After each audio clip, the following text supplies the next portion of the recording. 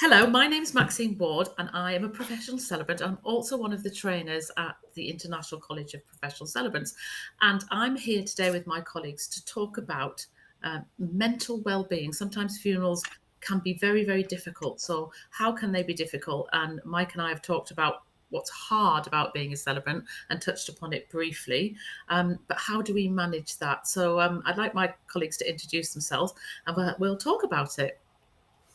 Okay, my name's Mike Warren. I'm a full-time celebrant, but I'm also one of the trainers with Hello, ICPC. everyone. My name is Julie, and I'm part of the training team. I'm also the operations director for ICPC and a part time celebrant. And I'm Stuart Morris. I'm a full time celebrant and also the founder of ICPC. So I guess at its very, very base level, we are dealing with death, and death is a difficult thing, and different cultures manage it in different ways. But there is always some emotion associated with that, and sometimes it might be sadness, sometimes it might be anger, and sometimes it may be something else altogether. And we're always running into that where we can find our own emotions. Rise up and challenge us in ways that we expect or sometimes we don't expect. They could be a bit of a surprise. So I wondered, Stuart, starting with you, are you able to share a story about when that's caught you by surprise, your emotions, and how you went on to manage that?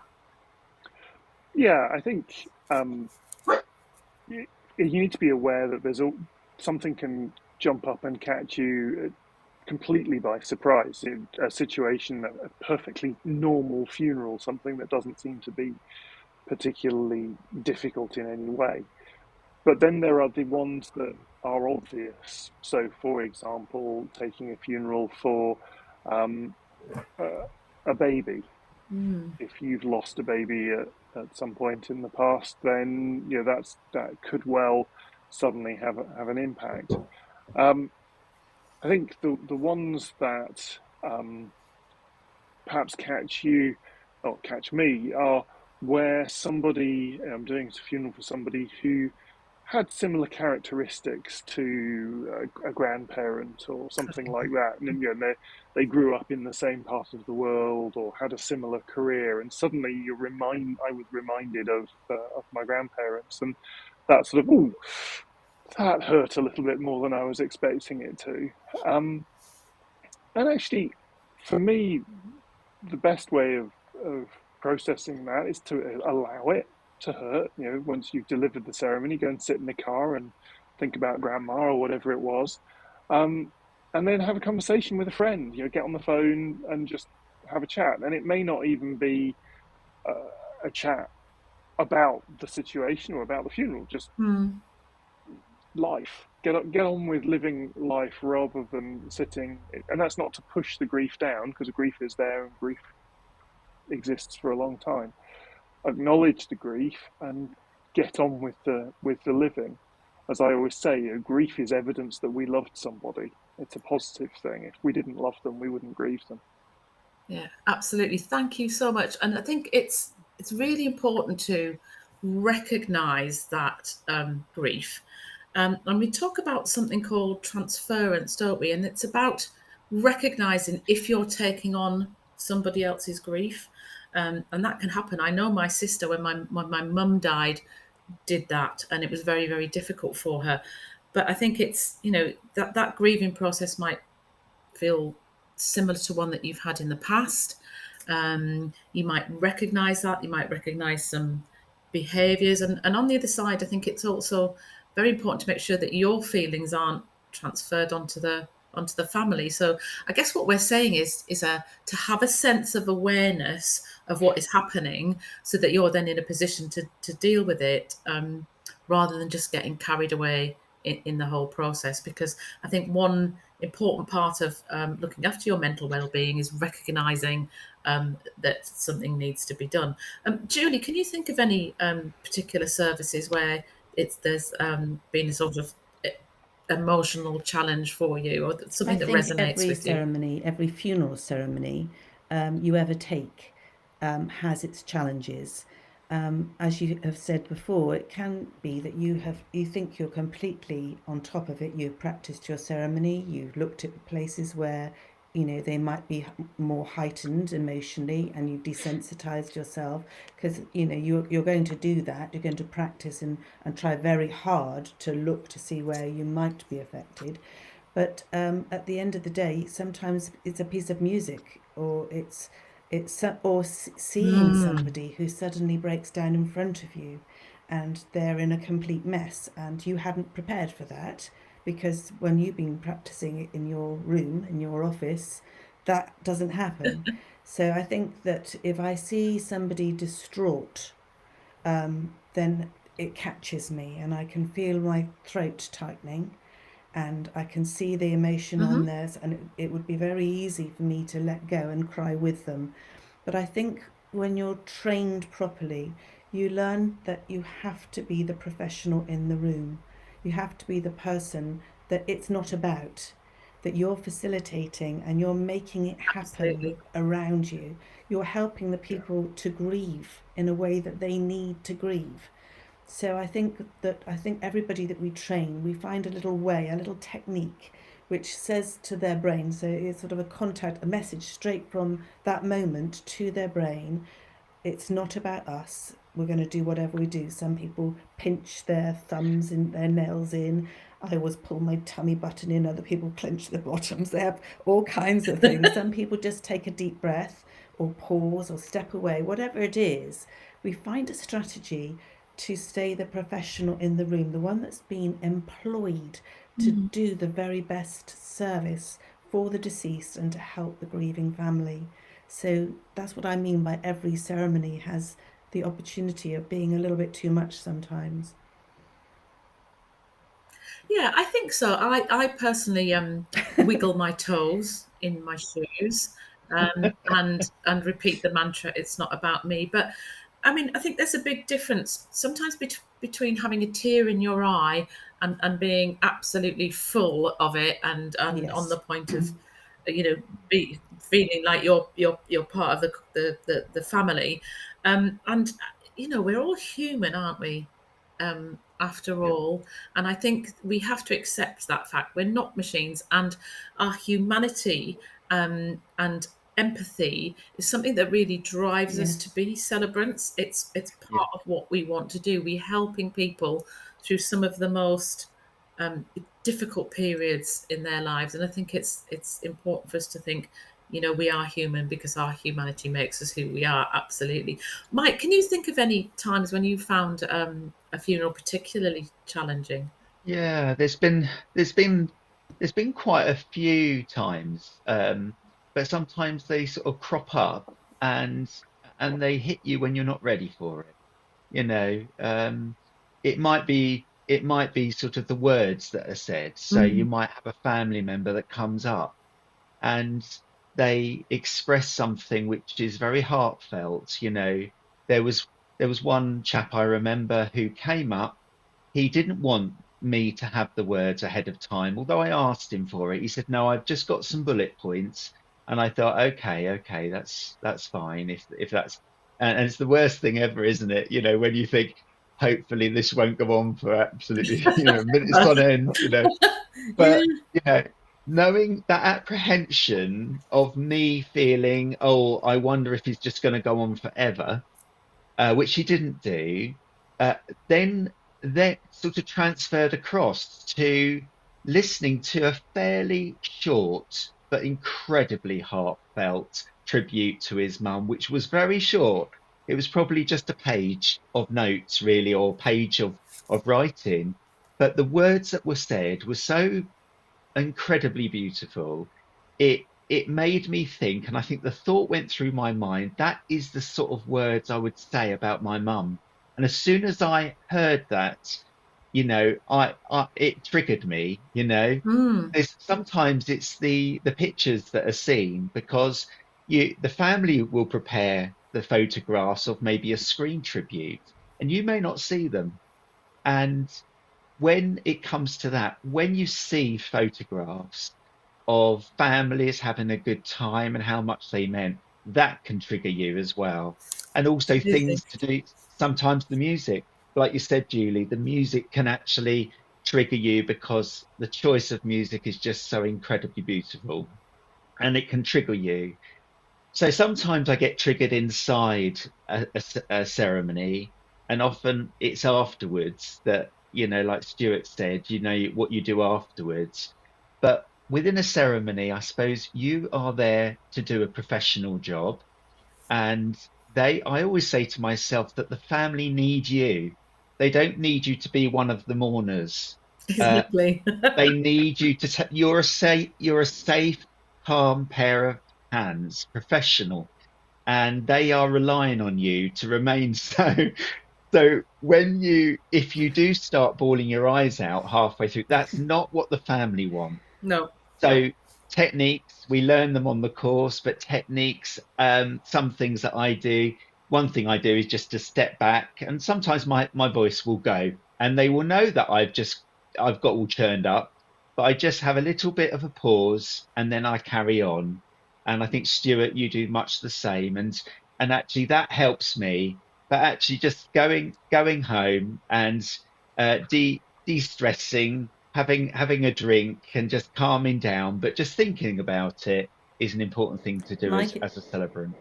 And I Thank think that you. that comment you made, Mike, about taking a moment, just having that moment of a pause, Yeah, just gather. Nobody, it might seem like an awfully long pause to you, yeah, but actually everybody else will just, oh, that's okay. They'll be catching up, and yeah, going home, glass of water, cup of tea, whatever it is, just something to and sit to and take savor. off the yeah, uniform of your celebrancy. So you've gone there in a jacket or a smart suit, and you have your name badge on, and you're there in professional mode. And then for the sense of completion, and that job is now done. I need to move into my other kind of life. If you change your clothes, take your yeah. badge off, maybe go for a walk, let the air blow the cobwebs away, and then you can start being yourself Mm. again, not your professional self. And I think that really helps to change the frame of mind. Yeah, Absolutely. So we're starting to get some really good tips on what to do to manage that.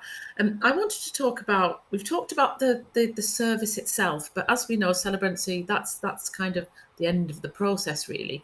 And I found it, so you're working with families, and you have a very deep emotional connection with them over a very short space of time. So it's really intense.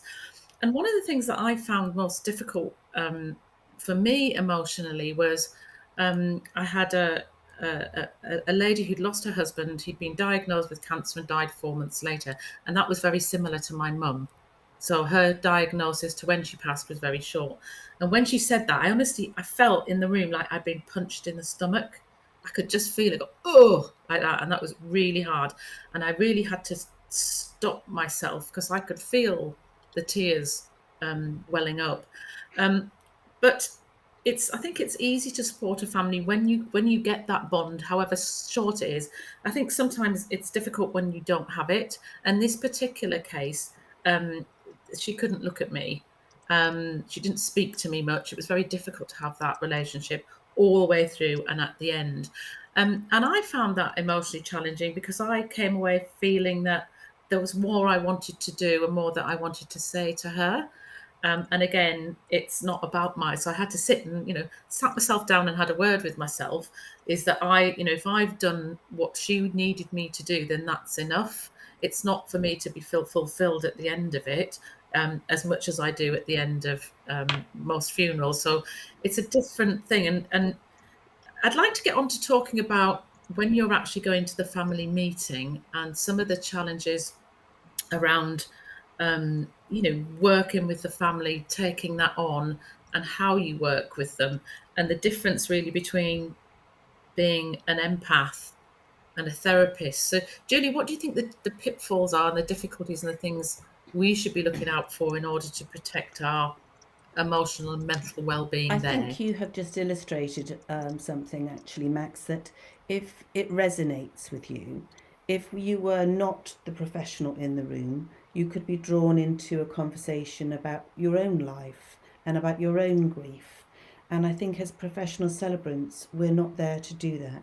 We're there to listen, and to listen very carefully and very actively, and to pick up on the clues that you're being given. I did a family meeting yesterday evening, and it was quite difficult getting information out. And as I was standing up to go, she said, "Oh, well, we're all going to be in pink and teal." And I said, "Oh, okay, that's really interesting. Tell me a little bit about those colour choices." That opened up about another 30 minutes of conversation because she hadn't considered those things important. But I could have easily shared my own experience and got emotionally involved, but I didn't. I just kept actively listening and trying to be the professional, but a kind professional. So softening voice and really letting them know that you're listening to every single word and treasuring each word. So the brother of the next of kin was there, and he said something along the lines of, "I'm just going to miss talking to her." Now, you could just let that go or write that down, but what I decided to do was to honour that. And I said, that is absolutely a wonderful thing to recognise his name. And if you're going to write your tribute, I would really suggest you include that, because that is a wonderful thing to miss about a person. And he relaxed and he felt heard. And I think those are important techniques when you're in that meeting, to not get involved in your own story, but to make it all about them. And that gives a boundary. So your boundary and your own emotion. They probably know nothing about me, but they know that they were heard by me. And when I left, they said, "We think you've got her now. We think you understand who she is." And I think that's a lovely feeling to come away, and it gives you confidence to write the eulogy about that person. Her own children have told you that you've got her. So that's really interesting, isn't it? I think what you said there was absolutely beautiful, and it contains it and stops us from moving into the therapist role, because we're not therapists and we're not counsellors. And besides the professional implications of that, going back to the mental well-being, it stops us that transference again, isn't it? We're not listening to their story. We're not trying to give them advice. We're not taking on all of their pain and grief. So we would, in that case, wouldn't we, refer them to professionals and signpost them onto different things. So I think being sad is normal. We can allow ourselves to be sad. I just want to cover from each of you to finish off with sort of your three top tips on how to prepare before you go into that service, what to do during if you find that you're doing that, and how you decompress after. And let's start off with you, Mike. Okay, well, I sort of hinted on it earlier on. I'm very much that when I put on a mantle, really, and my mantle is a suit and my tie, particularly my tie. It's always been the case, even as a head teacher. I would, at the end of a hard day driving home for 30 minutes, I would take my tie off in the car, put it to one side. I think, Stuart, I think you're exactly the same. I've seen you do that in your car before, in some of And your my videos. jacket. That's it. And Yeah. you take it off. And I think for me, it's like the professional job is done. So that's one way that I sort of de-stress, I suppose, afterwards. It is sad to be normal.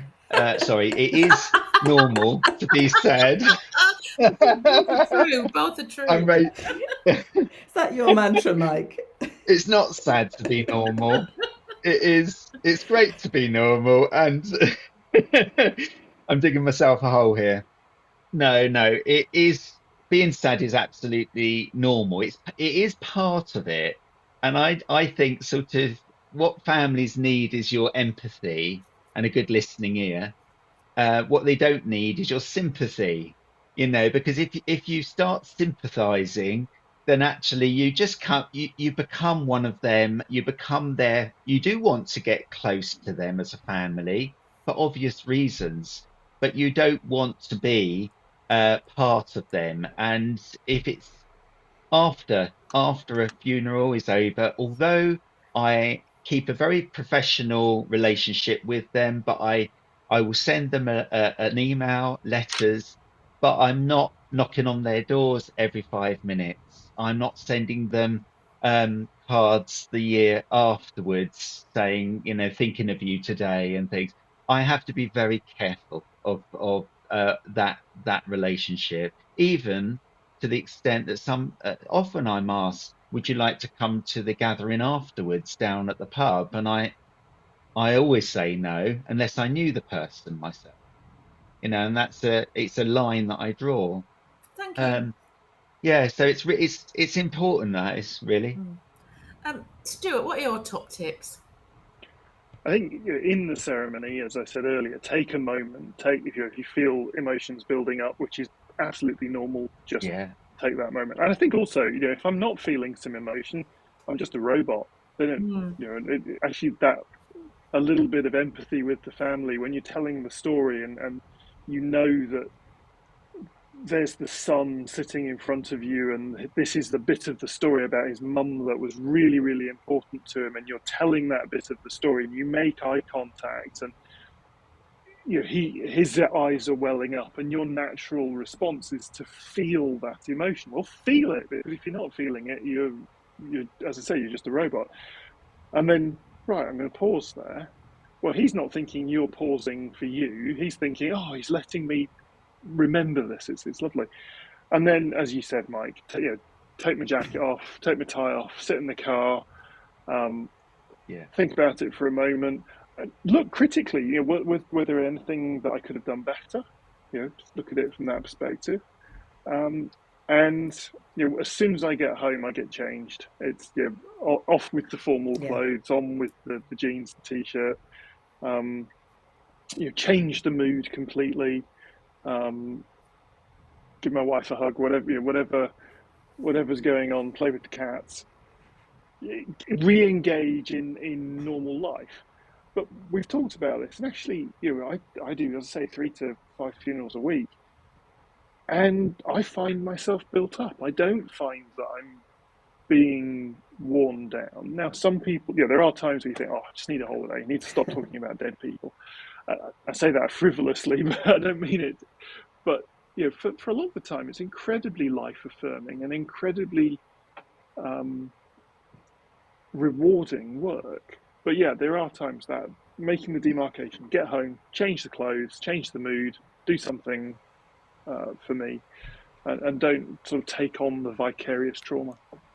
Thank you, Yes, I Julie. think one of the benefits about being trained as a celebrant that can do all ceremonies is that for me, I want to balance my work types. So uh, if I have a big batch of funerals back to back, I'm itching to do a baby naming, or I'm itching to do a wedding or a vow renewal. And although they can be equally as emotional, they are for different reasons. And I think that I was doing a wedding a couple of weeks ago. The sun was shining. Everything was absolutely beautiful. Somebody had come, an impromptu guitarist had come up, and I just slotted her in, and I stood back, and I knew that I had complete control over what was going on, and everything was exactly as the couple wanted. And I just thought, this is the best job in the world.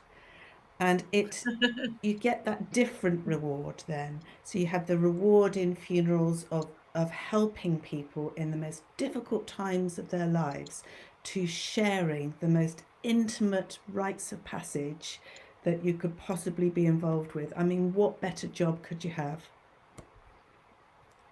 Absolutely, I couldn't agree more.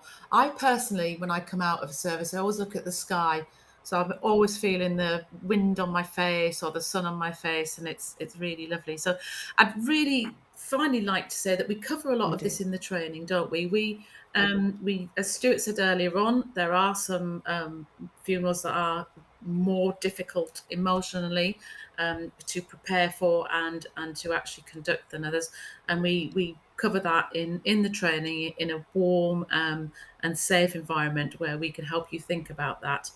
And finally, I'd like to end by saying, everybody's mental health is important. Thank you so much for listening to our podcast, but make sure that you look after yours.